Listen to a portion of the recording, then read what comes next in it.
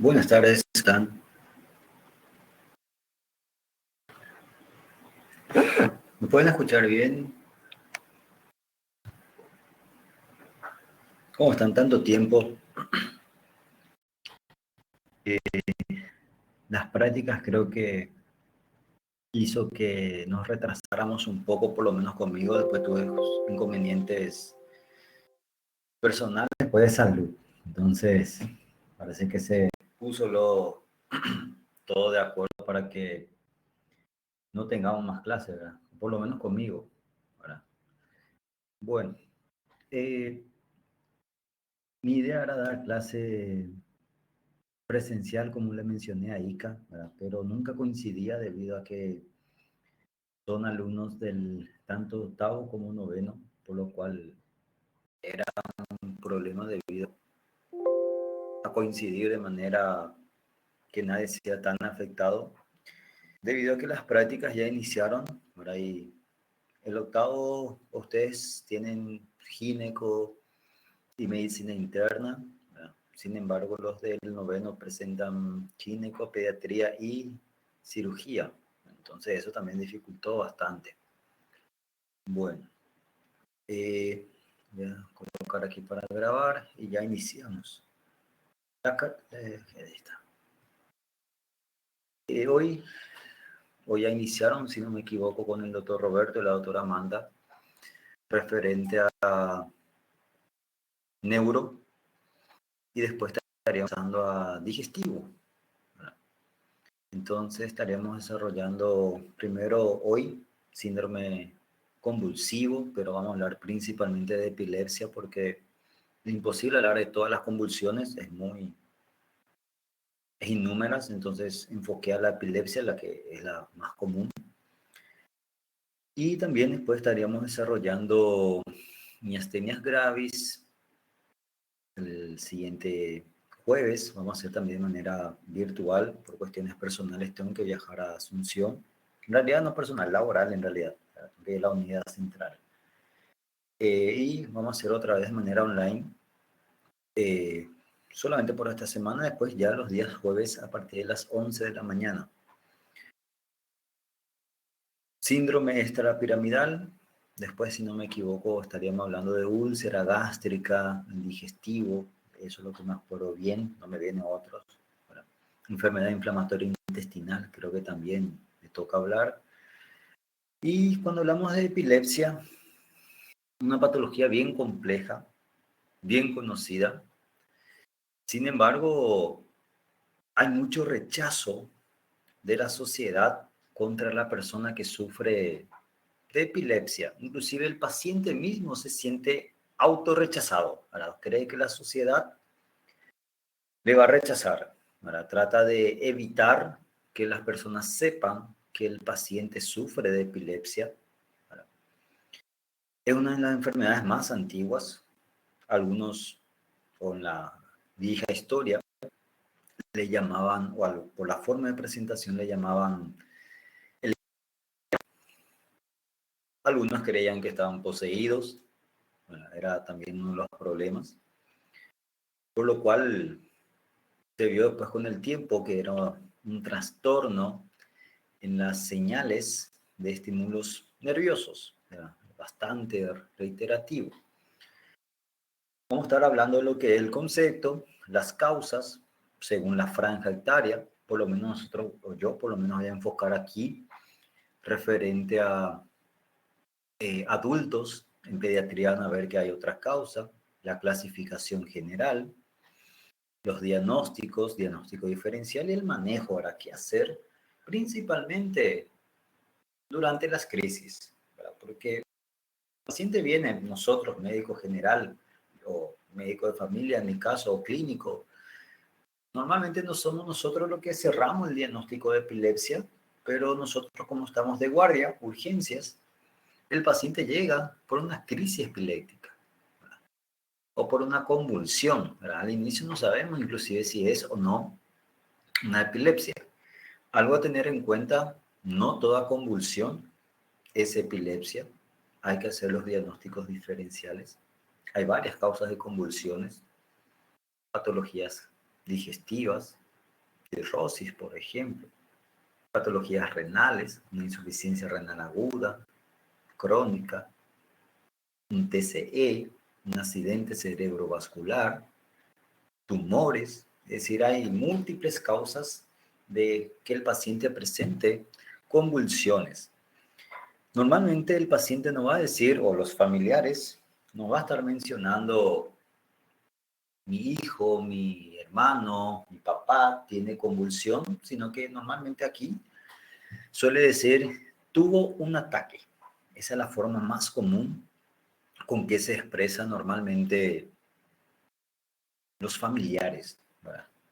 Tuvo un ataque, tuvo una crisis. Esa, acá por lo menos, no sé si en Brasil también se maneja con esa misma, con ese mismo concepto. Perdón, estoy hablando y no estoy pasando el material, me olvido, ¿verdad? Entonces, hay que tener en cuenta eso, ¿verdad? De por sí, toda convulsión nos tiene que llevar a pensar, estamos no antes un cuadro de epilepsia, porque el manejo va a ser totalmente diferente. Convulsión, estamos hablando de un movimiento involuntario consecutivo por una hiperestimulación o una descarga eléctrica, ¿verdad?, a nivel de las neuronas. Y cuando hablamos de crisis epiléptica, también es convulsión, pero suele asociarse con otras alteraciones. No solamente ese movimiento brusco, reiterativo o involuntario, sino que muchas veces el paciente inclusive ya sabe cuándo va a tener sus crisis en la epilepsia, ¿verdad? Cambios de olor, por ejemplo, siente un olor o un aroma, un gusto diferente, muy similar a la migraña, a la usted le llama enxaqueca. También tiene muy particular, las personas que tienen migraña o sufren de enxaqueca, también tienen esa particularidad de que ya saben cuándo va a empezar las crisis.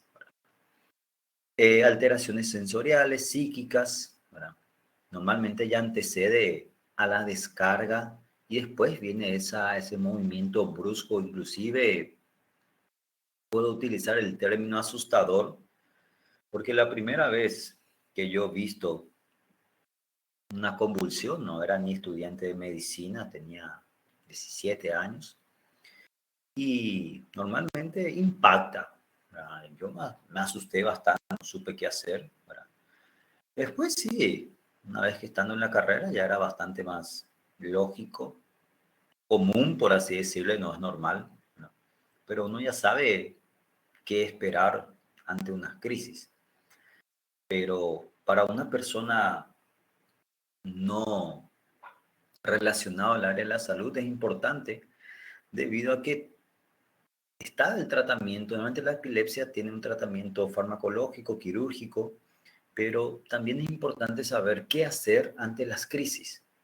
Por ejemplo, ¿qué es común? Creo que también en Brasil, cuando una persona tiene una crisis convulsiva, colocar la mano en la boca. No sé si en Brasil también ocurre muy a menudo eso, de querer llevar la mano en la boca. Y está totalmente contraindicado, porque la contracción rítmica que presenta este paciente es muy intensa, inclusive puede llegar a romper o lesionar de manera importante los dedos. Bueno, sí se suele utilizar muchas veces pequeñas estructuras para evitar lesiones bucales, ¿verdad? Y lo común siempre que dice los familiares para evitar que trague la lengua, ¿verdad? En realidad no es que va a tragar la lengua, ¿verdad? Porque para que trague la lengua tiene que morder y desprenderse, ¿verdad?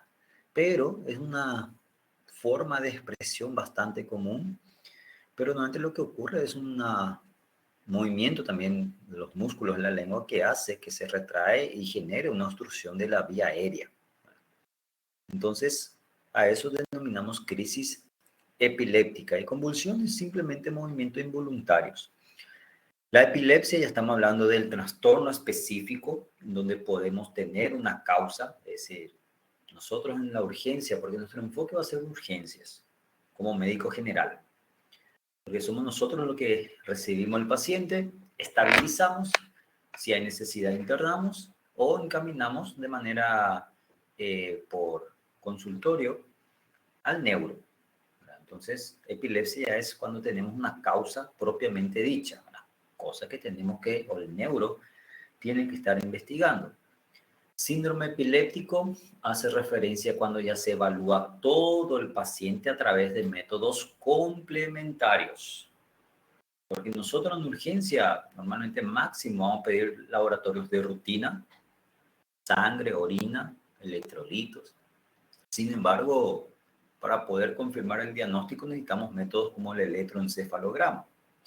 Y eso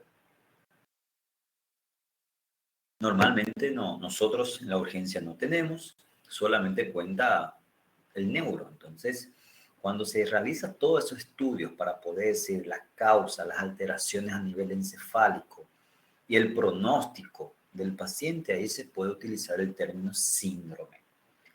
Y el estatus epiléptico es cuando las crisis supera los 30 minutos. Normalmente no es común que supere los 30. La mayoría 5, 10 minutos y luego desaparece. Pero en caso que las crisis supere los 30 minutos, se denomina estatus epiléptico, que en algunos casos puede ser importante debido a las lesiones que puede estar generando en el paciente. No se ve con frecuencia, pero hay que estar preparado ante cualquier situación. Entonces estamos hablando de lo que son conceptos, definiciones, la clasificación. Hay varias clasificaciones, yo voy a mencionar la más común o la más utilizada, haciendo referencia a lo que es la Liga Internacional contra la Epilepsia. Clasifica de la siguiente manera, dos grandes, en realidad tres, pero dos son los principales: parciales y generalizadas. Esa es la gran clasificación de epilepsia. Y un grupo sin clasificar, que son muy pocos. Dentro de las parciales se vuelve a subdividir en tres tipos. Crisis parcial simple, que no es nada más que esas crisis sin pérdida de la conciencia. Crisis parcial compleja, donde hay alteración de la conciencia del paciente, es decir, se desmaya, pierde, no sabe qué es lo que ocurrió. Y la crisis compleja, parcial compleja, que puede evolucionar a una generalizada, que eso normalmente se ocurre más de manera secundaria, que significa a causa de una enfermedad de base, por lo cual siempre es importante tratar las enfermedades de base en el paciente. Dentro de la generalizada se divide en dos: convulsivas y no convulsivas. La más común son las convulsivas. Tónico-clónicas, estas son las más estudiadas y que la literatura antigua le llamaba el gran mal, el famoso, el que el paciente estaba poseído por el demonio. Crisis tónica, mioclónica, vamos a estar hablando de las características de cada uno, y luego las no convulsivas. Esto es muy difícil de llegar a diagnosticar, como las crisis de ausencia. El paciente como si fuese que apaga, no sabe, para él no pasó nada. Crisis atónica, hay ausencia del tono muscular, el paciente puede desmayarse, caerse, puede caerse, golpearse la cabeza. Es un problema porque, a diferencia de las demás, generan convulsiones o movimientos bien característicos.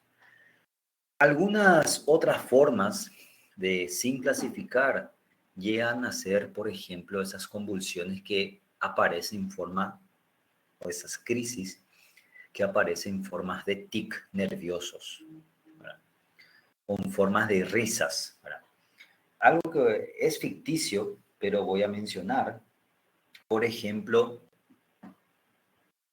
si llegaron a ver Grey's Anatomy, que no nunca vio, ¿verdad? Pero uno de los capítulos es muy interesante, bueno, todos, ¿verdad? Pero referente a epilepsia, si no me equivoco, el nombre es el doctor Karev, que atendía más pediatría. llegó a diagnosticar una crisis epiléptica en un niño solo por la risa, por la forma en que se reía. Imagínense, es un tic, no es común. Ahí entra, por ejemplo, sin clasificar, doctor, pero es muy ficticio. Sí, pero es una forma de presentación que puede estar presentando el paciente en forma de tic nerviosos. Él, o ese pacientito, presentaba crisis epiléptica a través de la risa. Entonces, son situaciones, claro, no comunes, pero que hay que siempre tener en cuenta. Otra forma de clasificar, que había mencionado, voy a retroceder un poco, había mencionado que esta es la forma más común de clasificar a la epilepsia. ¿Por qué? Porque nos da un parámetro de qué grupo o qué tan grave puede ser la epilepsia en el paciente. Entonces es la más utilizada, es la que más quiero que manejen, porque es lo que si llego a preguntar en el examen o por referente a mis preguntas del examen, van a ser referente a esto, ¿verdad? A esta parte.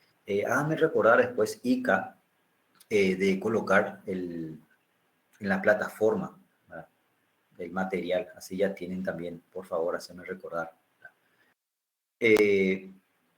Entonces la más utilizada, a modo de comentario, quiero que sepan que hay otras formas de clasificar según la etiología idiopática, cuando no se conoce, de manera secundaria, haciendo referencia a causas específicas como ACV, trauma, normalmente. Aurelio, yo no entendí. Ahora veo tu pregunta, Aurelio. Referente a lo que es crisis parcial y, bueno, cuando hablamos de crisis parcial, o muchos libros también le llaman crisis focal. ¿De dónde viene esa terminología? Que son simplemente pequeñas o solamente hay una pequeña alteración en el sistema nervioso, estoy mostrando con mano, pequeña área dentro del sistema nervioso central que hace que el paciente solamente presente síntomas leves, motores, pequeños movimientos involuntarios, asociado a todo lo que mencionamos, alteraciones sensitivas, psíquicas, el olfato, ¿verdad? Pero sin perder la conciencia. Es decir, el paciente siente, recuerda todo lo que ocurrió. Ese viene a ser la crisis parcial o focal simple. La focal compleja también es lo mismo que lo anterior, pero asociado a una pérdida de la conciencia. El paciente se desmaya, hablando en términos vulgares y comunes, pero movimientos musculares mínimos, movimientos involuntarios mínimos. No se preocupen, que después tengo un video para mostrarles cómo son estos movimientos involuntarios que presenta un paciente con convulsión. Y la generalizada ya es un movimiento general de todas las extremidades, miembros superiores, inferiores, hay retracción, parece mucho inclusive una posición de opistótono relacionado inclusive a tétanos. Claro, no es tétanos, ¿verdad? Pero la posición opistótona por la contractura muscular que se genera. Y esas son, por ejemplo, las generalizadas. Hay diferentes tipos de generalizadas. No se preocupen que lo voy a mostrar porque es muy difícil solo explicar crítica y no mostrar, ¿verdad? Es muy difícil. La verdad que uno comprende o empieza a entender las diferencias entre simple y compleja cuando ve, ¿verdad? Infelizmente, a no ser que alguien de ustedes, para si fuese presencial, alguien de ustedes tenga un antecedente de epilepsia y le llamo a estimular, ¿verdad? Para que tenga una crisis. Pero es muy difícil. Hay cosas que, o aquí en crisis epiléptica, o epilepsia propiamente dicho, solamente viendo van a poder comprender así con exactitud, ¿verdad? Pero igual tengo videos que le va a estar ayudando a orientar, porque en algún momento cuando hagan las prácticas o cuando lleguen al internado, va a llegar un paciente con una crisis convulsiva, no sabiendo bien si es epilepsia o no, pero llega. Es muy común. Entonces, modo de comentario también se clasifica según la etiología. Modo de comentario, nada más. Voy a dar enfoque al anterior. Aquí, para que tengan una pequeña noción de todas las causas. Y si se dan cuenta, en cada franja etaria está otra vez subdividido las causas más comunes. Sí, André, te escucho.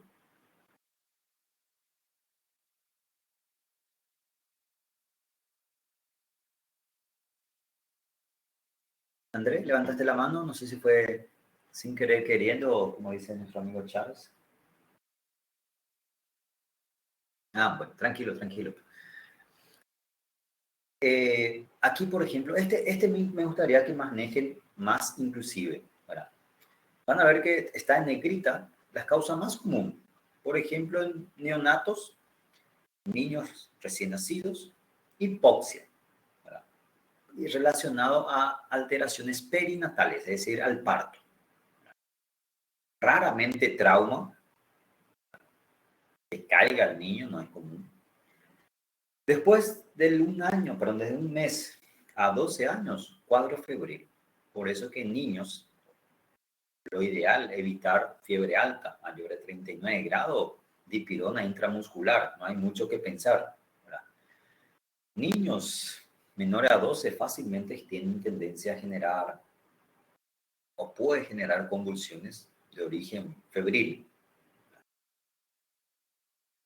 Adolescentes es más común trauma, junto con adultos jóvenes, trauma, accidente automovilístico, accidente de moto, son causas comunes hoy día de crisis convulsiva o epilepsia a la larga.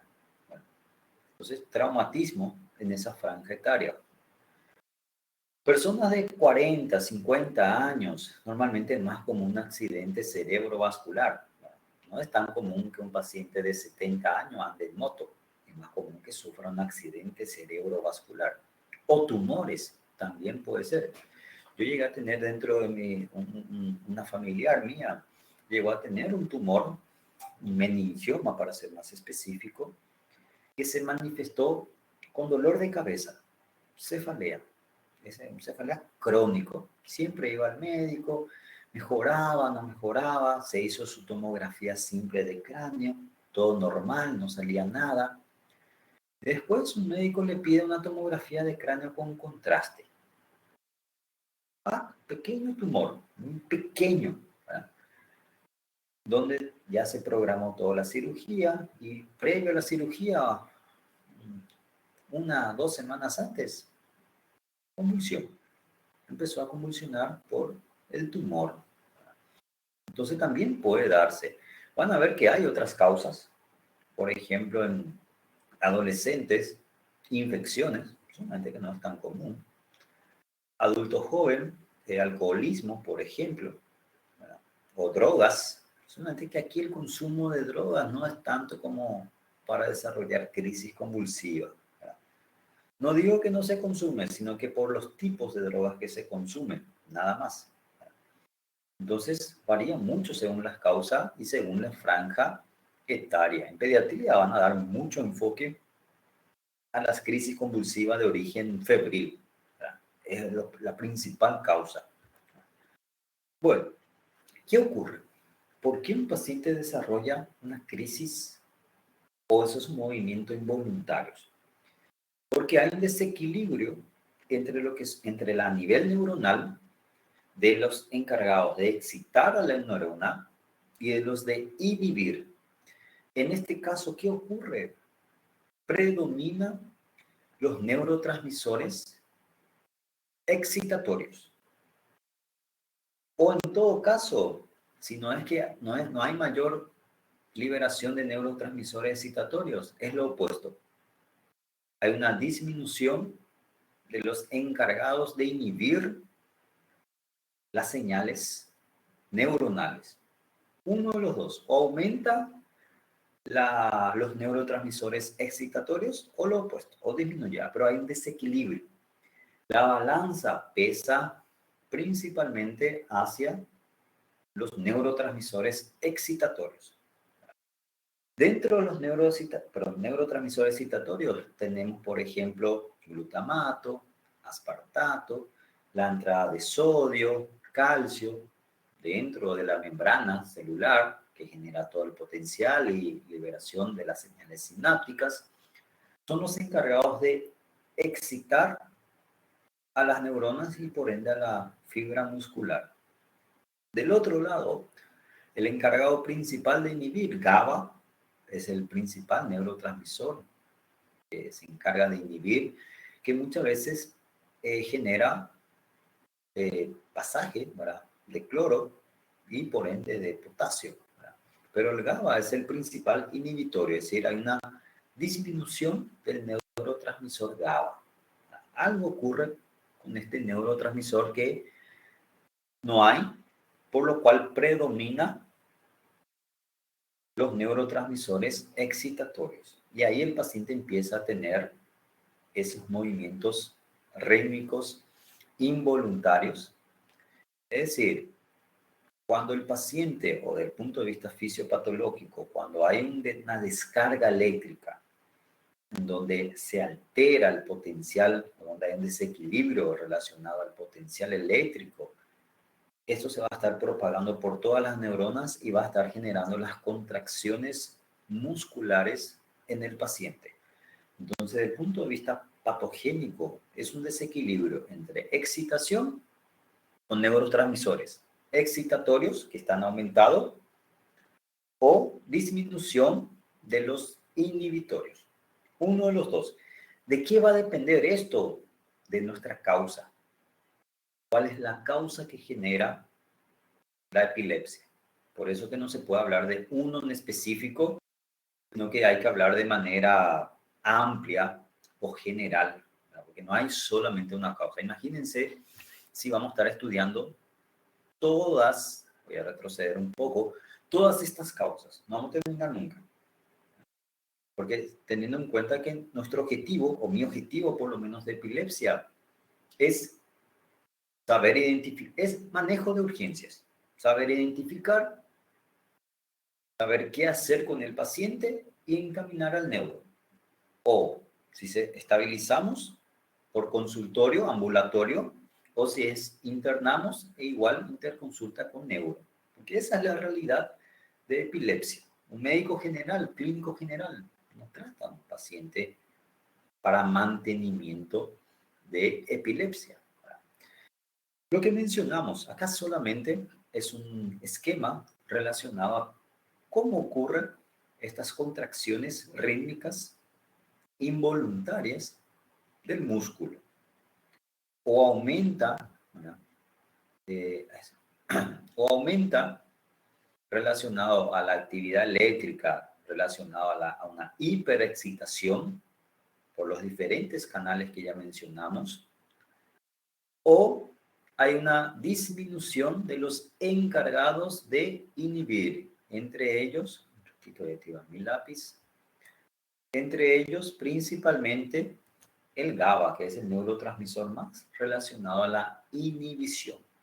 Entonces, ellos son los encargados de permitir que haya o que se genere un predominio de los neurotransmisores excitatorios y empiezan los movimientos involuntarios que llevan a las crisis propiamente dicho. Es decir, al fin y al cabo, para que el paciente desarrolle una crisis convulsiva, epiléptica, tiene que haber una hiperexcitación del potencial de acción, por ende de las neuronas, para que llegue a desarrollarse todas estas alteraciones dentro del paciente.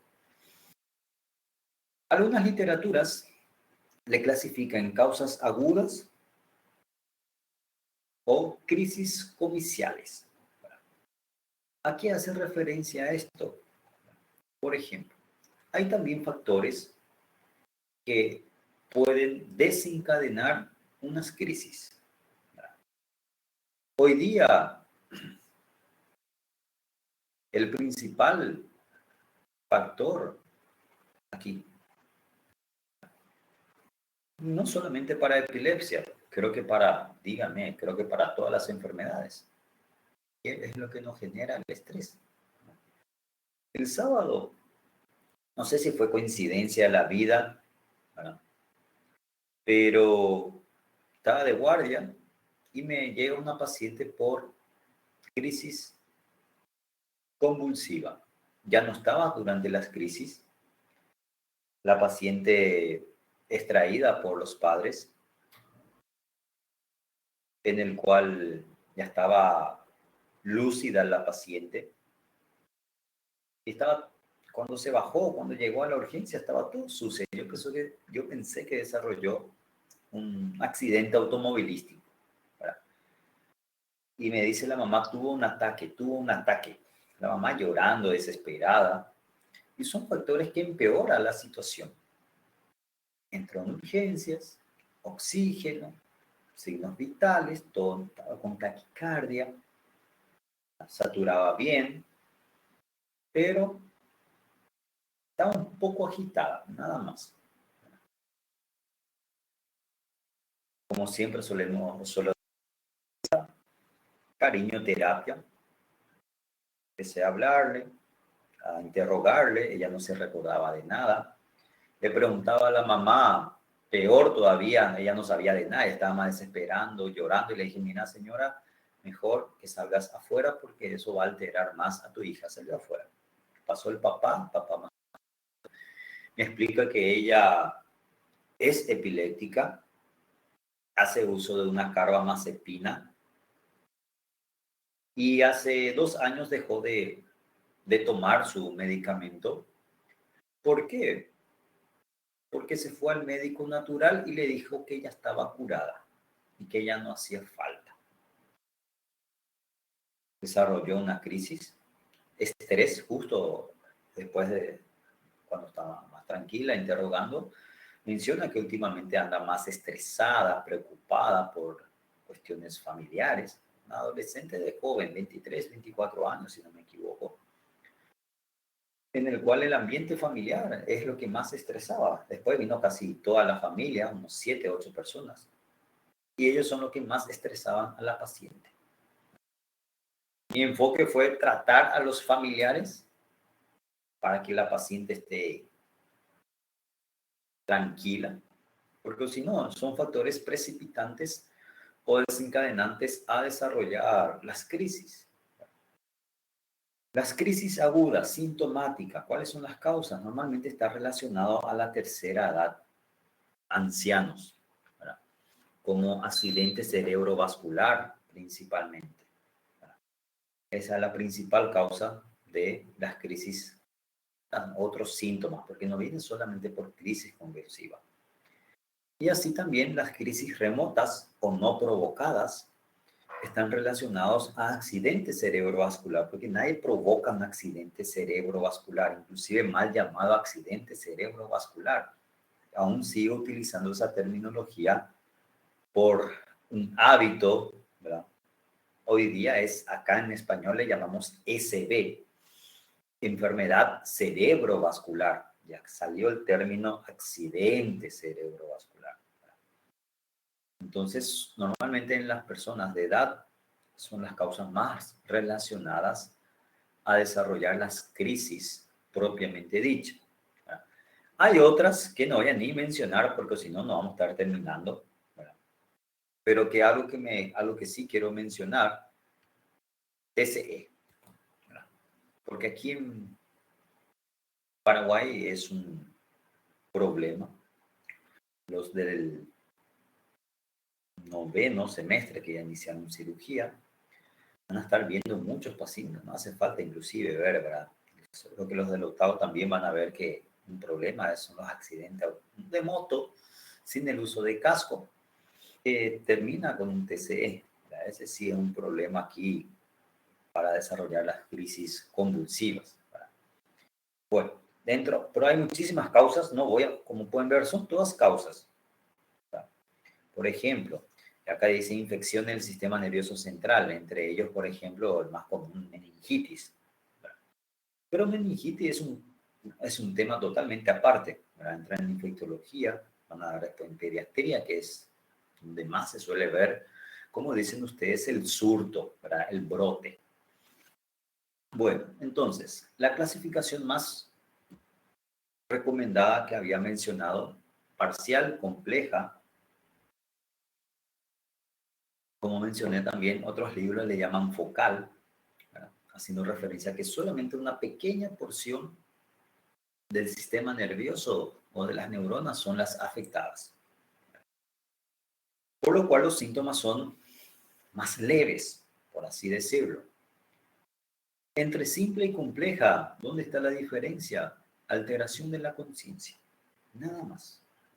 Si no presenta alteración de la conciencia, es decir, el paciente está lúcido, recuerda todo, simple. Si se olvida, no recuerda qué le ha ocurrido, compleja. En esta paciente que me tocó el día sábado, yo sé que una simple no era porque perdió la conciencia, ella no recuerda. Pero tampoco puedo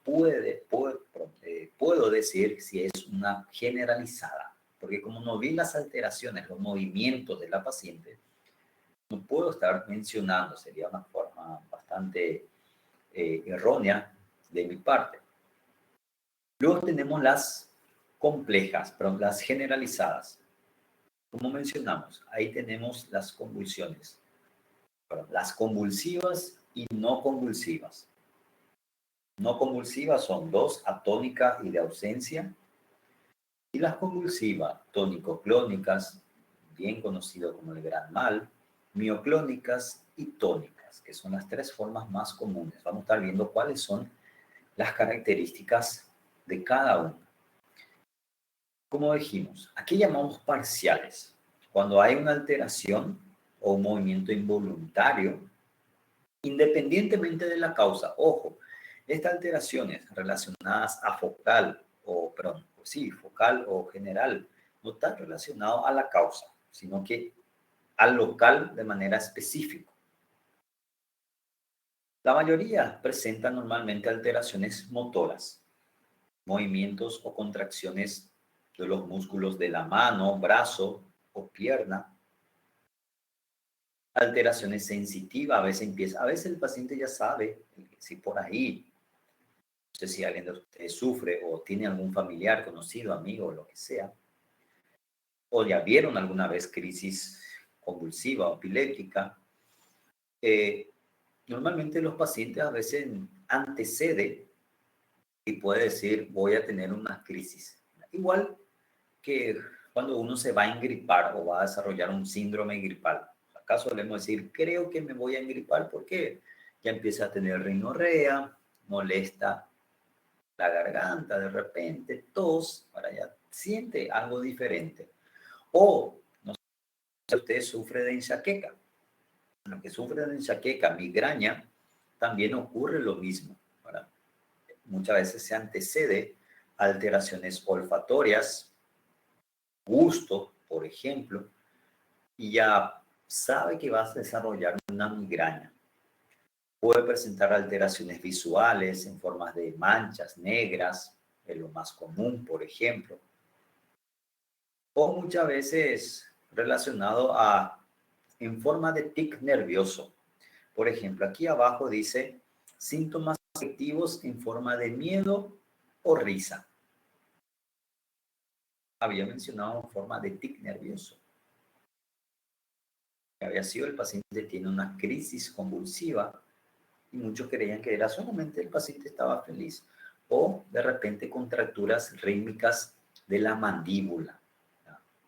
El paciente empieza a tener un tic nervioso. Esas también son formas de presentarse en algunos, por eso que varía mucho y a eso le llamamos crisis focales, parciales.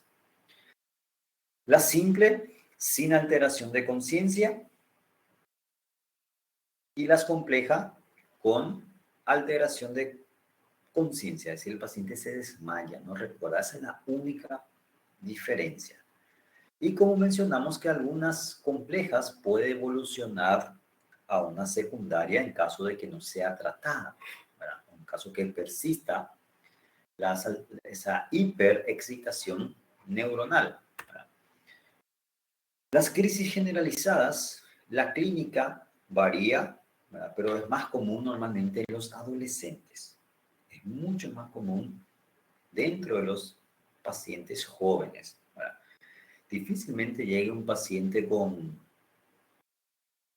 50, 60 años que nunca tuvo antes. Y si tiene es de manera secundaria a accidente cerebrovascular, que es la forma más común de presentar. Clínicamente hablando,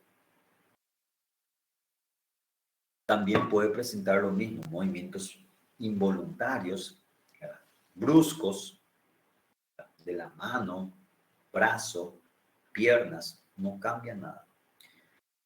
¿Dónde está la diferencia? La forma de presentación de estos movimientos. Y son movimientos que duran más tiempo. ¿Por qué? Porque la región anatómica afectada no es solamente una región, sino que es varias. Por eso la literatura le llama generalizada, más de una porción. Y ahí tenemos, como mencionamos, la tónico-clónica,